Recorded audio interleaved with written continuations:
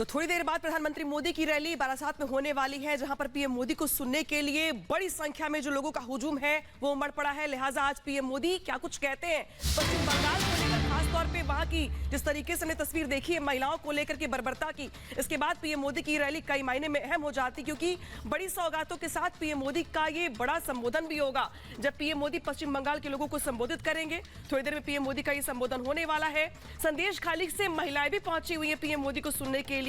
तो क्या पीएम मोदी के संबोधन में महिलाओं का दर्द भी शामिल रहने वाला है, जिसका जिक्र पीएम मोदी इसके पहले भी कर चुके हैं। तो थोड़ी देर में पीएम मोदी का संबोधन होने वाला है, जिसको सुनने के लिए दूर दराज से भी लोग वहां पे पहुंचे हुए हैं। और पीएम मोदी ने आज पश्चिम बंगाल को बड़ी सौगात भी दी है। इस सौगात के बाद पीएम मोदी का कुछ देर में वहां पे संबोधन होने वाला है।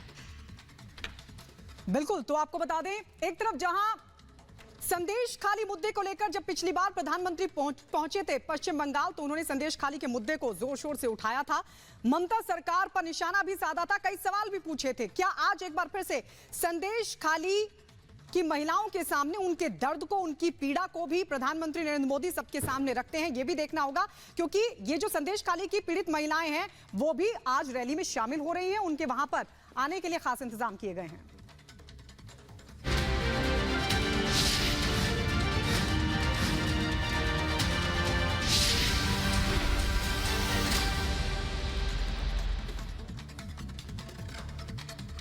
तो बंगाल के बाद अब बात बिहार की, जहां पर बिहार की सियासी पारा कम होने का नाम नहीं ले रहा है। दरअसल नीतीश कुमार एनडीए में शामिल हो चुके हैं, लेकिन तेजस्वी यादव अपने चाचा को घेरने में कोई कसर नहीं छोड़ रहे हैं। मतलब चाचा भतीजा के बीच जुबानी जंग लगातार जारी है। इस रिपोर्ट में देखिए।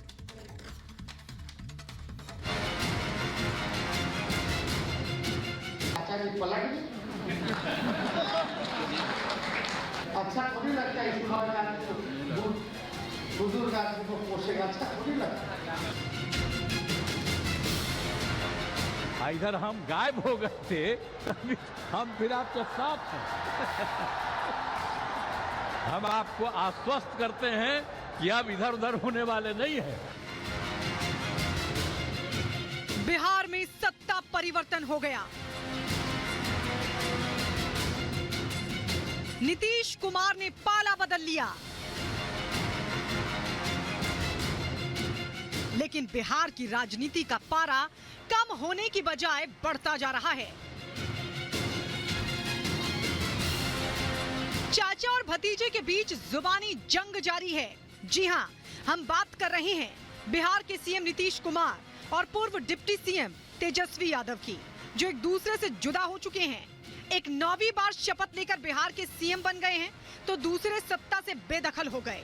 लेकिन दोनों के बीच वार पलटवार लगातार जारी है।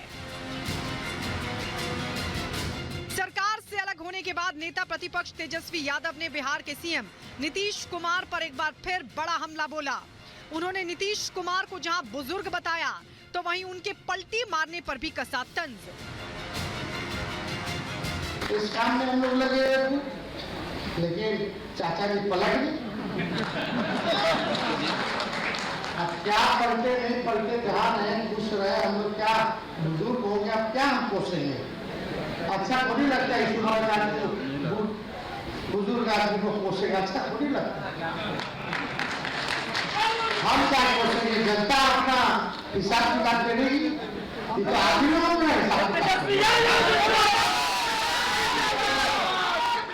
उनके प्रति ज्यादा कुछ हमको कहना नहीं।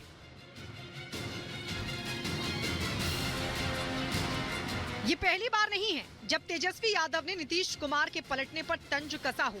इससे पहले भी वो इस मामले में बिहार के सीएम को घेर चुके हैं।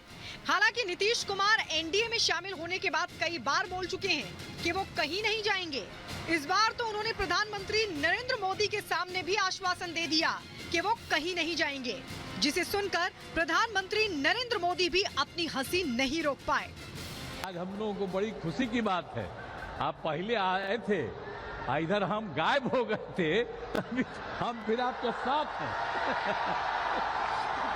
हम आपको आश्वस्त करते हैं कि अब इधर उधर होने वाले नहीं हैं, हम रहेंगे आप ही के साथ। इसलिए जरा तेजी से यहाँ वाला काम सब हो जाए। अब आप सब तो जानते ही हैं कि हम लोगों को तो एक ही साथ ना है भाई, 5 से तो हम लोग तो मिल करके लगातार कितना काम किए हैं। मतलब हर दल जानता है कि बिहार के सीएम नीतीश कुमार और उनकी जुबान का कोई भरोसा नहीं है, कब वो पलट जाएं कोई नहीं जानता। लेकिन तेजस्वी का सत्ता से दूर जाने का दर्द अक्सर छलक ही जाता है। इसी बहाने वो चाचा को घेरने में कसर नहीं छोड़ते, क्योंकि तेजस्वी यादव ही नहीं, उनके पिता लालू यादव को भी इस बात का एहसास नहीं था कि 17 महीने में ही नीतीश कुमार उनका साथ छोड़ देंगे और महागठबंधन सत्ता से बेदखल हो जाएगा। ब्यूरो रिपोर्ट है। और अब सारी नजर सुप्रीम कोर्ट पर आ टिकी है कि सुप्रीम कोर्ट क्या जल्द सुनवाई करता है, और अगर सुनवाई भी करता है तो इनको कितनी राहत मिलती है, क्योंकि जिस व्यक्ति को ये बचाना चाहती है पश्चिम बंगाल सरकार, उसके खिलाफ आपने देखा कितने गंभीर मामले हैं। पहले से काफी गंभीर मामले उसके ऊपर थे। संदेश खाली का मामला खुद सामने आया है, और जहां तक ईडी अधिकारियों पर हमले का मामला है, उसमें गिरफ्तारी के लिए सीबीआई मांग कर रही है। उस पर और इस वक्त बिल्कुल अखिलेश, हम आपके पास लौटेंगे। बीजेपी के प्रवक्ता अनिला सिंह इस वक्त हमारे साथ फोन लाइन पर जुड़ गई हैं। अनिला सिंह जी, आपको क्या लगता है क्यों बंगाल पुलिस, बंगाल सरकार बार बार शाहजहां शेख को बचा रही है? पहले भी कोर्ट का ऑर्डर था, हाई कोर्ट ने कहा था कि शाहजहां शेख को सीबीआई या ईडी गिरफ्तार करे, तो बंगाल पुलिस ने गिरफ्तार कर लिया। अब जब हाई कोर्ट ये कह रहा है कि सीबीआई उसको अपनी गिरफ्त में ले, तो सीबीआई 2 घंटे तक इंतजार करती रही, लेकिन बंगाल पुलिस सौंप नहीं रही है शाहजहां शेख को। ऐसी क्या मजबूरी आपको दिखाई देती है? मजबूरी एक ही है, तुष्टीकरण की मजबूरी है। और क्योंकि वोट बैंक है, हमने देखा है कि चाहे वो शाहजहां शेख हो या शाहजहां शेख जैसे और इस तरीके के लोग इलीगल इमिग्रेंट बनकर आते हैं, यहाँ रह जाते हैं और हिंदू बहन बेटियों का जीवन हराम कर देते हैं। तो यहाँ पर ममता बनर्जी खुद एक महिला है, पश्चिमी बंगाल की मुख्यमंत्री है। उसके बावजूद भी अगर उनको दर्द दिखाई नहीं देता है, उनको दर्द दिखाई नहीं देता है कि जवान बच्चों के सामने जब उनकी माओ को उठाया जाता है, उनके शरीर देखकर ये कहा जाता है कि ये खूबसूरत है कि नहीं है, उनके पतियों को ये कहा जाता है कि तुम होते कौन हो, हम लेकर जाएंगे, उठा के लेकर जाएंगे तुम्हारी पत्नियों को, तुम्हारी जमीनों पर हम कब्जा करेंगे, जबान तुम्हें खोलनी नहीं है। ये सब देखकर भी मक्खी निकल रही है। क्यों? कारण एक ही है, तुष्टीकरण। चुनाव आने वाले हैं, नाराज नहीं कर सकती है ना। तो यही एक बहुत बड़ा कारण है कि जब कोर्ट की फटकार भी लगती है, उसके बावजूद भी इनको होश नहीं आता, जानबूझ के बेहोश होने का ये ड्रामा करती हैं, क्योंकि इनको तुष्टीकरण के नशे में रहना है। अनिला जी, क्योंकि ये आरोप जिनका आप जिक्र भी कर रही हैं बेहद गंभीर हैं, तो क्या ये डर लग रहा है कि राज्य एजेंसी से जांच कराकर सब पर लीपापोती कर दी जाए? अगर जो है सीबीआई जांच करेगी तो ये सभी चीजें खुलकर सामने आ जाएंगी, फिर तो यही की वजह से इसी बीच जो है समझ में आती है। बिल्कुल यही कारण है।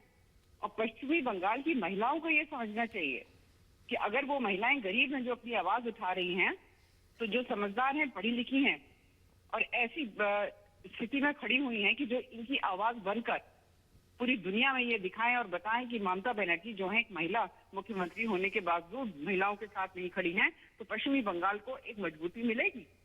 यहाँ पर हमारी संस्कृति में यही सिखाया जाता है कि नारी के पूजन के बिना तो कुछ भी नहीं होता है। यत नारी से पूजनते रमते तक देवता, यही सिखाते हैं ना। परंतु यहाँ तो हम देख रहे हैं कि किस प्रकार से शोषण हो रहा है महिलाओं का पश्चिमी बंगाल में, और महिलाओं को एक आवाज करनी पड़ेगी। और ये जो महिला मुख्यमंत्री हैं, इनके खिलाफ आवाज उठानी पड़ेगी कि लोगों को बुलाओ, बचाओ, उनसे कहो कि हिंदू महिलाएं जो हैं उनका जिस प्रकार से आपको शोषण भूषण करना है वो करिए, जो गरीब आदमी है उनकी जमीनों पे कब्जा कर लीजिए। यही सब शुक्रिया है पश्चिमी बंगाल में।